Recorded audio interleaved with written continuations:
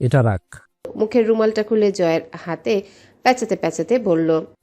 সাবধানে ব্যবহার করবি ওটা, হাতে লাগলে সর্বনাশ। জয় ঠেলে বের করে দেয় হামজাকে। যাও তুমি, আমার কিছু হবে না। তখনও চারিদিকে তোলপাড় হয়ে যাচ্ছে। আরও ব্যাকআপ টিম এসে ভরে গেছে চারিদিকে। সব ছড়িয়ে পড়েছে চারিপাশে। 3জন অফিসার অজানা আততায়ীদের গুলিতে নিহত। তাতে খ্যাপা মৌমাছির মতো ছিটকে পড়েছে গোটা এলাকায় সবগুলো। বাহিনীর লোক ভাবেনি পলাশকে ধরতে এমন কাণ্ড হবে। হবার তো কথা নয় আসলেই। কিন্তু হামজা স্পটটা পেরিয়ে বাকিটা পথ আরাম করে আম পাবলিকের মতো হেঁটে এসে মোড়ের এপারে কবিরকে বলল। সিচুয়েশন হ্যান্ড আউট হয়ে গেছে। জিপ নিয়ে তুই জয়ের কাছে যা, উল্টো পথ ধরে যাবি, তারপর পলাশের বাড়ির পেছনের আমবাগানের ভেতর থেকে ঢুকবি। জয় ওদিক দিয়ে বের হবে, অন্য উপায় নেই আর। আচ্ছা ভাই। কবির কোনো মতে মাথা নেড়ে গাইগুই করা শুরু করলো। জয় ভাই বলছে আপনার বাড়ি পৌঁছে দিতে। হামজা নীরব চোখে তাকালো। আর আমি কি বলছি? কবির আর একটা কথাও বলল না। চুপচাপ সোজা জিপে উঠে বসলো। যাবার আগে শুধু আস্তে করে একবার বলল, ভাই আপনি কি আলাদা গাড়ি করে বাড়ি যাবেন? বাড়ি যাব না আপাতত, বাড়িতে কয়েকজনকে রেখে এসেছি, তুই দ্রুত যা। কবির চুপচাপ চলে যায়। হামজা জয়কে এমন অবস্থায় ফেলে বাসায় যাবে এই ভাবনা ভাবার মতো কঠিন বোকামি করেছে সে, বুঝলো।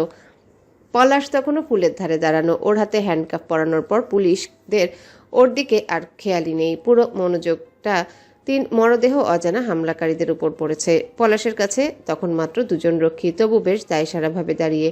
কারণ পলাশের কোনো হেলদোল নেই। সে যেন হাত করা পরে বেশ সুখেই দাঁড়িয়ে আছে। হাত দিয়ে মাঝে মধ্যে পকেট হাতড়ানোর চেষ্টা করছে। একটু লেবু পানি পেলে ভালো হতো। মাথাটা ঝিমঝিম করছে তার। জয়ের মুখ বাঁধা, তবুও বোতলের কর্ক খুলতে ঝাঁঝালো এক শ্বাস আটকানো ধোয়ার মতো গন্ধ এসে নাকে ঠেকলো। হালকা কেসে উঠল। লোহার গেটের ছিটকিনির উপর অল্প অল্প করে তরল ঢালছিল। তাতালো ছোঁয়ায় প্লাস্টিকের মতো ক্ষয় হয়ে পড়েছিল ধাতুগুলো। মাটিতে পড়ার পর চিরচির করে শব্দ হচ্ছিল। এক সময় গোটা ছিটকিনির সিস্টেমটাই ক্ষয় হয়ে পুরো নিঃশেষ হয়ে গেল। জয় বোতলটার কর্ক কোনো মতে আটকে বোতলটা দূরে ছুঁড়ে মারল। হাতের রুমালের উপর পড়েছে বোধহয় 2-1 ফোঁটা। রুমাল না পেঁচানো থাকলে হাতে লাগতো। পিস্তলের ম্যাগাজিন খুলে কয়েকটা অ্যামো রিলোড করে সাইলেন্সার লাগিয়ে নিয়ে আস্তে করে গেটটা খুলে ভেতরে ঢুকলো। শুকনো পাতা পড়ে গাদা হয়ে আছে। হাইবুটের নিচে মরমর করছিল। পলাশ এদিক ওদিক তাকিতুকি করছিল। জয়কে দেখে ভ্রু কুচকে ফেললো। তারপর কেমন একটা অস্থিরতা ঘিরে ধরল পলাশকে। হাজার হোক এই জয়কে পলাশ ছোট থেকে দেখেছে। হোটেলে একসাথে বসে মদ খাওয়া, আড্ডা দেয়া। তার সামনে এমন নিকৃষ্ট অপরাধীর মতো দাঁড়াতে বেশ অপ্রস্তুত লাগছিল পলাশের। তারা দুজনেই পাপিষ্ট, অথচ সেই সব পাপকে ছাপিয়ে আজ এক পাপীর কাছে আরেক পাপী হয়ে ধরা দিল। জয় ইশারায় সালাম দেয় পলাশকে। পলাশ ছাড়া আর কারো সাধ্যি নেই জয়কে চেনার। এমনভাবে প্যাকিং করেছে নিজেকে।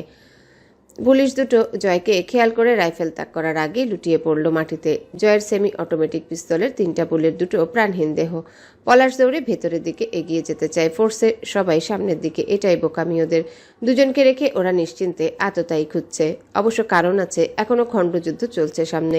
পলাশ বাড়ির পেছনে দরজা অব্দি পৌঁছালো না। জয় নিখুঁত নিশানায় পলাশের ডান পায়ে গোড়ালি বরাবর শুট করলো।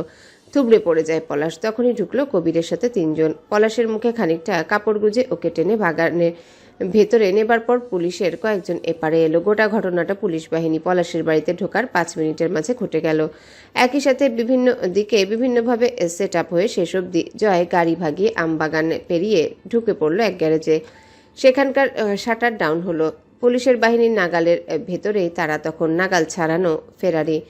পলাশের পায়ের গুলিটা কোনো মতে পা ছুঁয়ে গেছিল। নেহাত থামানোর উদ্দেশ্যে গুলি ছোড়া। কোনো মতে রক্ত বন্ধ করে ওকে সাডেটিভ ড্রাগ দেওয়া হলো। শেষ রাতের দিকে যখন গাঙের পাড়ের বাড়িতে পৌঁছানো ওরা, রূপকথা চুপচাপ দাঁড়িয়ে আছে জানালার ধারে। কবির অবাক হয়ে যায়। হামজা বসে আছে সোফায়। বাড়িতে না গিয়ে এখানে এসে জয়ের অপেক্ষা করছে। কি দৃঢ় বিশ্বাস, জয় জয়ী হয়েই ফিরবে। সে জয়কে সেই ধাঁচে গঠনগত ভাবে কাঠামো দিয়েছে। পলাশের বাড়ি নির্জন জায়গা। কারো সন্দেহ হবার কথা নয় যে পলাশ এভাবে পালিয়ে নিজের কোনো বাড়িতে যাবে। হলেও সে ব্যবস্থা আছে। পুলিশের ধারণা পলাশকে নিয়ে পালিয়েছে ওর দলের লোকেরা। রূপকথা স্বামীকে সেই রাতে একবার দেখেছিল অচেতন অবস্থায়। জয় ওকে ধরে নিয়ে এসে বেসমেন্টের এই কক্ষে শিকল পরিয়ে রেখে গেছে। তারপর যেসব অমানসিক অত্যাচার করা হয়েছে সেসব সময় রূপকথা দূরে থেকেছে। ওসব ভালো লাগে না। পলাশের গোঙানি কানে এলে নিজের সেসব দিনের কথা মনে পড়ে যায়। বিশেষ করে বিয়ের সেই প্রথম রাত। তার ফর্সা নমনীয় অক্ষত চামড়ায় পলাশের পাগলাটে থাবা পড়েছিল। এরপর আর সব কত যন্ত্রণা, কত ছটফটানি, প্রতারণা আর বাধ্যগত সেই সব পাপ। নিষ্পাপ এক চাঁদ মমতাহিনা। রূপকথার নিজেকে নোংরা কীট মনে হয় সর্বক্ষণ। রূপকথা মেঝেতে আঁচল বিছিয়ে বসে। জয় তাকে কতটুকু সময় দেবে পলাশের কাছে কাটানোর জানা নেই। তার কেমন লাগছে, কে জানে কেমন লাগছে। এই লাগার নাম নেই, বর্ণনা নেই। সে কি শেষবার মানুষের মতো দেখতে পশুকে দেখছে? বিয়ের আগ অব্দি যে তার পলাশ ভাইয়া ছিল, এরপর হলো নরকের দ্বাররক্ষী। আচ্ছা, রূপকথার অস্থির লাগছে কেন? কি সব হিসেব নিকাশের অঙ্ক ঘুরপাক খাচ্ছে জীবনের। অবর্ণনীয় সব অযাচিত অনুভূতিরা নৃত্যরত চারিধারে। অনেকক্ষণ বসে থাকে পলাশের মাথার কাছে। খুব ধীরে নিঃশ্বাস পড়ছে পলাশের। রূপকথার অবচেতনা ভাঙল। হিংস্র এক লাথি পড়ল দরজায়। রূপকথা নড়ল না, উঠল না, শুধু বলল, শব্দ করো না জয়, নিশ্চুপ থাকো কিছুক্ষণ। অন্তু জানালার ধারে দাঁড়িয়ে চুপচাপ। বাইরের পরিবেশটা ভীষণ সুন্দর। গাঙের পানি ছলছল করে বয়ে যাচ্ছে, আকাশে চাঁদ নেই। গাঙের কুলের আবহাওয়া একটু মেঘলা বোধ হয়। রূপকথা যাবার পর পরাগ ল্যাপটপ ছেড়ে বসলো। অন্তুর দিকে তাকিয়ে বলল, পলাশ ভাইয়ের শুভাকাঙ্ক্ষীরা যখন তখন হামলা করবেই, আর যদি তার না পারে তো পুলিশ নিয়ে আসবে। পলাশের জন্য এই মুহূর্তে জেলখানার চাইতে সুখকর জায়গা দুইটা নাই। জয় বিশাল এক হা করে হাই তুলল। ব্যাপার না, তুমি আসো না, তুলে দেবো ওদের হাতে। তুমি তো একই কোম্পানির প্রোডাক্ট, আমি আমার বউটা নিয়ে ভাগতে পারলেই হলো। পরাগ কাঠের ভারী চেয়ারটা ঠেলে মারল জয়ের দিকে। জয় দ্রুত সরে গিয়ে বাঁচল। লাগলে নির্ঘাত হাসপাতাল। পরাগ শান্ত স্বরে বলল, তোমার মতো বেইমানের উপর ভরসা করাও শালার এক চরম ফাতরামি ছিল। জয় উঠে দাঁড়িয়ে মাছি তাড়ানোর মতো হাত নাড়ল। আমি তো জন্মগত আর খানদানি বেইমান। আমি বেইমানে করি বুড়ো ইমানদারির সাথে। আমার বেইমানে তো কোনো গাফলিতে থাকে না, খাঁটি বেইমানি। কিন্তু ভয় হলো তোমার মতো ইমানদারদের নিয়ে পবিত্র গাদ্দার। পরাগ মুখ বাঁকিয়ে হাসল। যেখানে তোর পেয়ারের পলাশ ভাই আজ শালা হয়ে গেছে, ওরকম কিছু ঠাপ আমিও খাইছি, বুঝলি না রে? জয় অন্তুর দিকে তাকালো। তার খেয়াল নেই ওদের দিকে। পরাগ ল্যাপটপে কিছু দেখে চট করে উঠে দাঁড়ালো। আজ পলাশকে আমার হাত থেকে তুমি বাঁচাতেই পারবা না। তোমার নাটক আর নিতে পারছি না। মারবাই যখন, তখন ফিল্ডিং মারাইতেছো কেন এমনে? জয় তাড়াহুড়ো করে পরাগের পিছে যাবার আগে হাতের বোতলের মদ গিলে শেষ করে আগে।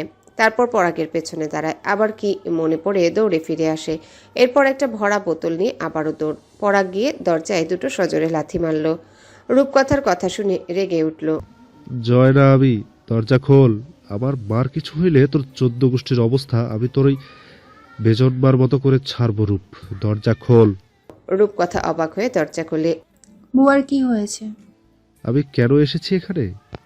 বলিসনি কিছুই, এসে থেকে ল্যাপটপে বসে আছিস। তোর ওই বাজ্জত বিশ্রী ভাষায় বকে উঠে পরাগ। আমার মাকে কোথায় পাঠিয়েছে সেটা শোন।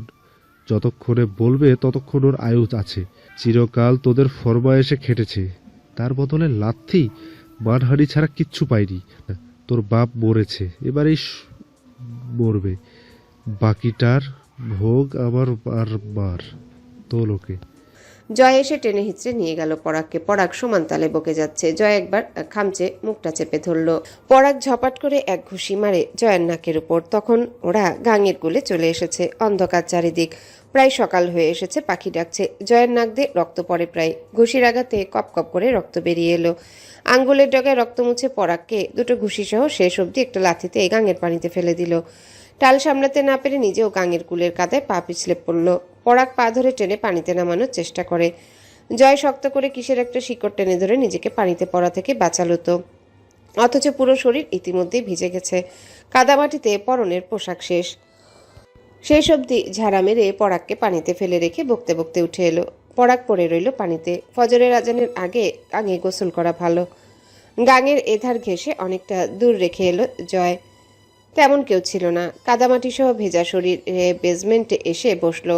আরো কয়েক প্যাক মারা দরকার, নয়তো ঘুম আসবে না। রূপকথা পলাশের কপালে হাত রাখে, কপালটা গরম, তাকিয়ে রইল। নিজের শরীরের শুকনো ক্ষতগুলো চিরবির করে উঠছে যেন।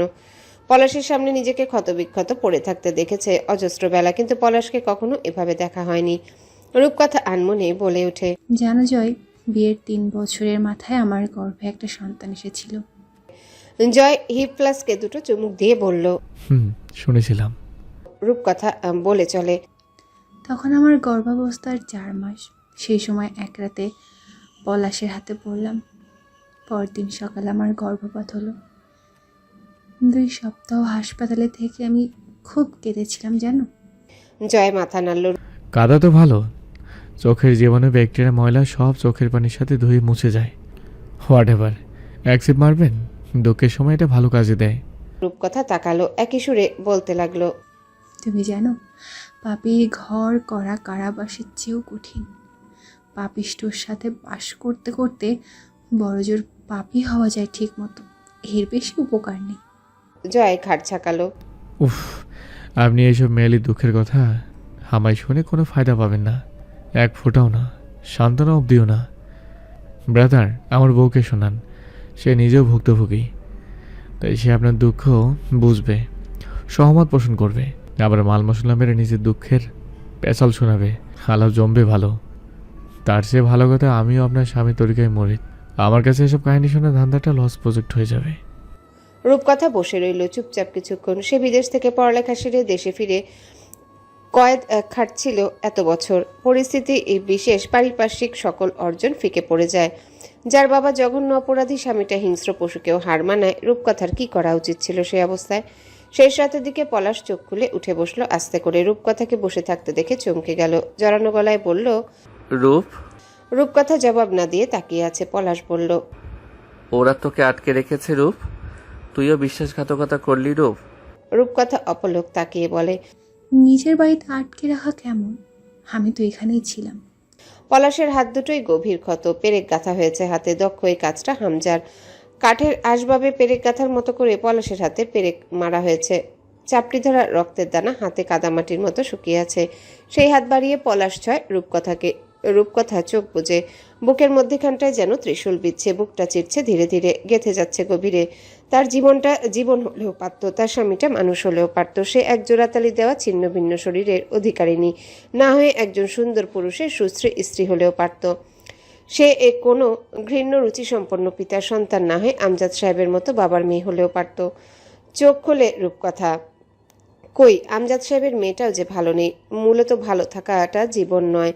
পলাশ হাসলো। সে হাসলে চোখ দুটো ছোট হয়ে যায়, ভয়ানক দেখায়। হেসে বলল, রূপকথা মলিন হাসে। বিশ্বাসের সম্পর্ক ছিল নাকি আমাদের? উত্তর যেহেতু না, সেখানে বিশ্বাসঘাতকের হওয়ার সুযোগটা কোথায় বলো তো? পলাশ গলা টিপে ধরল রূপকথার। হাতের ক্ষত থেকে মরা রক্ত গড়িয়ে রূপকথার গলায় লাগে। পলাশ হাতটা আরো দৃঢ় করে, দম বন্ধ হয়ে আসছিল, তবু রূপকথা নির্লিপ্ত। পলাশ বলল, শিকল খুলে দিতে বল তোর লাংকে। খানকিগিরি করতে রয়ে না গেছি সেখানে, ওদের স্পেশাল সেবা যত্ন করার জন্য রাখছে ওরা তোরে। আমি মরলে ওই কাজই করে খাস। লটির চেংড়ি মারা খাইতে খাইতে জীবন যাবে তোর। তোর আমি। পলাশের হাতের থাবা শক্ত হলো, তাতে হাত থেকে রক্ত পড়ছিল। জয় এসে সেই ক্ষততে লবণ লাগিয়েছে। শরীরের জোর নেই, নেই করেও অমানসিক শক্তি যেন। চোখ উল্টে গেল, গোংরাচ্ছিল রূপকথা। পলাশ ছাড়ল না, অকথ্য ভাষায় বকে গেল। পায়ে গুলি লাগা জায়গাটাতে একটা নোংরা কাপড় বাঁধা। সেই কাপড়ের ময়লা জীবাণুর জোরে কদিন ওভাবে থাকলে ক্ষততে ইনফেকশন হয়ে ক্যান্সার ধরা যাবে যেন। না খাওয়া আজ দুদিন। খানিক পর ক্লান্ত হয়ে ছেড়ে দিল রূপকথাকে। কিছুক্ষণ ঝিম ধরে বসে রইল। রূপকথা কিছুক্ষণ কাশতেও পারল না, শ্বাস ছাড়ল বেশ কিছুক্ষণ পর। তারপর বলল, আর কোনো ইচ্ছা আছে তোমার মৃত্যুর আগে? আমাকে আর কোনোভাবে টর্চার করতে চাও? আমি জানি তোমার শেষ ইচ্ছা হিসেবে তুমি আমার শরীরটাকেই বেছে নিবে ছেঁড়া ফাড়ার জন্য। পলাশ একবার তাকে আবারও মাথা নত করলো। কয়েক সেকেন্ড পর টুপ করে এক ফোঁটা রক্ত পড়ে মেঝেতে। পলাশ দ্রুত মাথা তুলল। নাক দিয়ে রক্ত বেরোচ্ছে। তার শরীরটাকে অচল করে ছেড়েছে ওরা। এ পর্যায়ে পলাশের ভেতরে একটা ভিক্ষুক জেগে উঠল, যে ভিক্ষুকটা মৃত্যু ভিক্ষা করতে চায়। মেঝের উপর টান হয়ে শুয়ে পড়ল। দুই হাতের প্রতিটা রগে রগে পেরেক গাঁথা হয়েছে। হাতুড়ি দিয়ে ধীরে ধীরে পেরেকগুলো গেথে আবারও তোলার সময়ও বেশ সময় নিয়ে দুই আঙ্গুল পেরেক টেনে টেনে বের করেছে হামজা। কতটা রক্ত বেরিয়ে গেছে মাপা গেলে ভালো হতো, তাহলে একটা হিসাব পাওয়া যেত। শরীরে আর কতটুকু রক্ত বাকি আছে। শ্বাস ধীর হয়ে এলো পলাশের। চোখ বুজে খানিকক্ষণ শুয়ে থেকে আস্তে করে পানি চাইল। জয় হামজা ততক্ষণ মানুষকে অত্যাচার করে যতক্ষণ সে সজ্ঞানে থাকে। জ্ঞান হারালে মাফ, আবার চিৎকার করে সুস্থ করে জ্ঞান ফিরলে নতুন মাত্রায় শুরু। পলাশ দুটো দিন আয়ুও পেয়েছে এই বদলতে। আজ রাতটাও পেল, কারণ সে অজ্ঞান ছিল। ভিকটিমের চোখে কাটরানি না দেখলে জয় টর্চার করে সুখ পায় না। এটা ওদের গোটা সোসাইটির উসুল। এই নীতির মূল হোতাটা রুদ্র ইয়াজিদ, তারপর হামজা, জয়, পলাশ। রূপকথা পলাশকে উঁচু করে ধরে পানি খাওয়াতে গেলে পলাশ গা দুলিয়ে হাসে। আজব দেখতে লাগে তখন। দাঁতের ফাঁকে কালো রক্ত। হেসে জিজ্ঞাসা করে, তোর কি আমাকে এই অবস্থায় দেখে কষ্ট হচ্ছে রূপ? হচ্ছে তো। তুমি জানো না আমার কতটা কষ্ট লাগছে যখন ভাবছি আমার স্বামী কেমন যন্ত্রণাদায়ক মৃত্যুর মুখে দেখেও আমার তাকে বাঁচাতে ইচ্ছে করছে না, তাকে মুক্তি দেবার তাগিদ পাচ্ছি না ভেতরে। এটা ভাবলেই বুক ভেঙে চুরে কষ্ট আসছে, তখন কষ্টে মরে যেতে ইচ্ছে করছে। অথচ তুমি না আমার পলাশ ভাইয়া, আমার স্বামী। আমি ছাড়া এই দুনিয়ায় আপন বলতে তোমার কেউ নেই এই মুহূর্তে। আর আমিটাও তোমার খুব কাছের আপন কেউ। তোমার এই শেষ মুহূর্তে সেই আমি তোমার সামনে আছি, পাশে আছি, তোমাকে পানি খাওয়াচ্ছি। এমন সৌভাগ্য কয়জনের হয়? অথচ তোমার জন্য স্বাভাবিক মায়াটুকু লাগছে না। এটা কতটা ব্যথাদায়ক ভাবতে পারো? এটা ভেবে তোমার কষ্ট হবার কথা হচ্ছে? পলাশ অবাক হয়ে চেয়ে থাকে। আশ্চর্য, শরীরের মরণসম ব্যথাটা এখন ঝাপসা লাগছে, বুকে কিসের যেন অস্থিরতা। পলাশ অবাকের চরম সীমায় পৌঁছে গেল। এই জীবনে সে কখনো আবেগবোধ করেনি। কষায়ের মতো মানুষ জবাই করা, নারী দেহ ছিঁড়ে খাওয়া, মানুষের শেষ সম্বলটুকু হস্তগত করে নেওয়া, কারো ব্যবসার গোটা পুঁজি মুনাফা সবটাই এক হানায় চাঁদা হিসেবে হাতিয়ে নেওয়া, বাপের সামনে মেয়ের সামনে বাপকে মারা। কি যে সুখ লাগতো এসবে। তার মস্তিষ্কের কোনো অংশে আবেগ অনুভূতি এই নামক দুটো শব্দের অস্তিত্ব নেই, এটা চিরন্তন সত্যের মতো। অথচ আজ পলাশ বুকের ভেতরে হাতড়ে নতুন একরকম কিছু অনুভব করলো। এই জীবনে এরকম কিছুর সাথে তার পরিচয় ঘটেনি। এই রূপকথা তার পা দুটো দু হাতের বাহুতে জড়িয়ে ধরে বাচ্চা মেয়ের মতো মিনতি করেছে। ও পলাশ ভাইয়া, ছেড়ে দাও আমায়। ও পলাশ ভাইয়া, পলাশ ভাইয়া গো। এই চিৎকার আর মিনতি করা কান্নাগুলো পলাশের কানে বাঁশির সুরের মতো সুখকর ঠেকত। নিজেকে পুরুষ মনে হতো তখন। আজ পলাশ হতবিহ্বল হয়ে চেয়ে থাকলো। তার এই দুনিয়ায় কেউ নেই আপন। রূপকথা আছে, সে খুব আপন, তার স্ত্রী, চাচার মেয়ে। অথচ সে তাকে বাঁচাবে না। রূপের নাকি ইচ্ছেই করছে না একটুও। কঠিন মৃত্যু তার সামনে। এই একমাত্র আপনটার সাথে সে খুব অন্যায় করেছে, তাই একমাত্র আপনজন সামনে আছে। তবু তার এই নারকীয় হাল দেখেও মায়া লাগছে না। রূপকথা নিচু স্বরে কিন্তু কণ্ঠস্বরে অনুযোগের দৃঢ়তা মিশিয়ে বলল, আর এই মায়া না লাগার পেছনের প্রেক্ষাপটগুলো খুব ভয়াবহ, বুঝতে পারছো তুমি? পলাশ ঝাড়া মেরে উঠতে চেয়ে পড়ে যায়।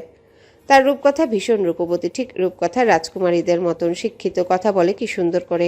আজ এসব মনে পড়ছে তার। উঠে বসে পলাশ, হাত বাড়িয়ে রূপকথার ঠোঁট ছয়, কিন্তু কিছু বলতে পারে না। রূপকথা যান্ত্রিকভাবে উঠে দাঁড়ায়। পলাশের ক্ষতবিক্ষত দুর্বল হাতটা তখন পিছলে যায় রূপকথার জামদানি শাড়ি ঘেঁষে। রূপকথার পেছনে ফিরে তাকায় না। আচমকা তার বুক জ্বলছে। পুরনো দিনগুলো ভয়ঙ্করভাবে স্মৃতিপটে আক্রমণ করছে। এখন আর পলাশের সামনে থাকা চলবে না, সেও তো একা হয়ে যাবে, তার আর কেউ থাকবে না। হাসলো রূপকথা। পলাশ থাকলে কেউ থাকা হতো। চোখ দুটো জ্বলছে অন্তর। ঘুম নেই কত রাত। যাকে ভোলা হয়নি তাকে মনে পড়ার প্রশ্ন ওঠে না। তবু গত রাত থেকে আব্বুকে মনে পড়ছে। এ কেমন মনে পড়া? তার তো ব্যাখ্যা নেই। আছে কেবল খণ্ড খণ্ড ব্যথা। অন্তর মনে হলো এই তীব্র যন্ত্রণা থেকে মুক্তি পেতে তার উচিত এখন ওই গাঙের জলে মুখ চুবিয়ে 10 মিনিট ধরে রাখা। তাতে সব থেমে যাবে, তার হৃদ ঘড়িটা, সাথে সকল ব্যথাও। বাগানের ঘাসগুলো অযত্নে বেড়েছে। সকাল সকাল কবির পুরো দলবল নিয়ে পলাশের এই বাড়িতে হাজির। জয় একটা কোরবানির আয়োজন করবে তরুর জানের সৎকা হিসেবে। ওদের দাওয়াত এখানে। অন্তু ঝোপের কিনারে পাকা ঢিলার উপর বসে থাকে। জয় প্যান্ট হাইবুট পরেছে। কবির সকালে সাদা লুঙ্গি ও চিরায়িত চামড়া স্যান্ডেল এনে দিয়েছে। রূপকথা এসে নিঃশব্দে বসে অন্তুর পাশে। অন্তু স্বাভাবিক হতে চেষ্টা করে, মুখে যেন দুঃখ ফুটে না ওঠে, তাই হাসার অভিনয় করে। জয় চুলো জ্বালাচ্ছিল। ভাঙা ডাল কুড়িয়ে এনে এনে জড়ো করছে ছেলেরা। ধোয়া চোখে লেগে কেটে কেটে অস্থির অবস্থা তার। লুঙ্গিতে কালি ভরে গেছে। অনেক কষ্টে চুলো জ্বলেই উঠেছিল সবে। পরাক্কর থেকে এক বালতি পানি এনে ঢেলে দিয়ে আরাম করে হেঁটে গিয়ে মুরগি জবাই করতে লাগলো। জয় চোখের মনি ঘুরিয়ে দেখলো পুরো ব্যাপারটা। এরপর আস্তে করে বকলো দুটো, শালা জাঙ্গের ভেতরে কাঁকড়া উড়কইতে পারলে শান্তি লাগতো, লেওড়ার বাল। জীবনে কখনো ভালো সম্পর্ক ছিল না জয়ের সাথে পরাগের। তখন জয় ক্লাস 8-এ। ঘুরতে গিয়ে দুজন বাজি ধরে এক দ্বীপে গেল পালিয়ে নৌকা নিয়ে। জয়কে দ্বীপে নামিয়ে নৌকা নিয়ে চলে যাবার সময় একটা পকেট ছুরি ছুড়ে দিয়ে পরাগ বলল, রে, এটা দিয়ে মাছ শিকার করে খাস, আর মাছটা পেয়ে বেশি খিদে লাগলে মরে যাস। আমার দোয়া থাকবে তোর সাথে। সালাম বন্ধু।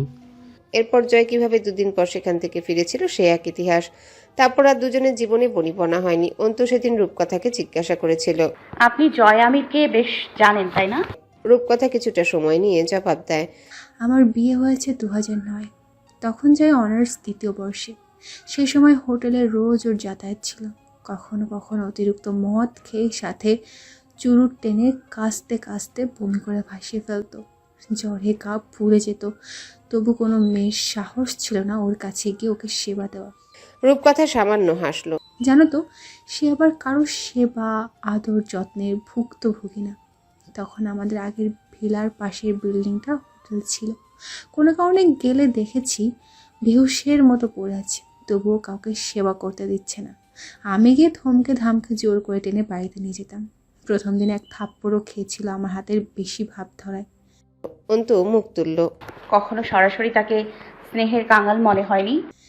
জয়ের যেটুকু যা দেখা যায় সবটাই ওর নিজের স্ক্রিপ্টেড। তুমি তাকে খুব ভালো জানো এবং আরও অনেকে জানবে হয়তো, কিন্তু তোমার মতো করে কেউ জানে না।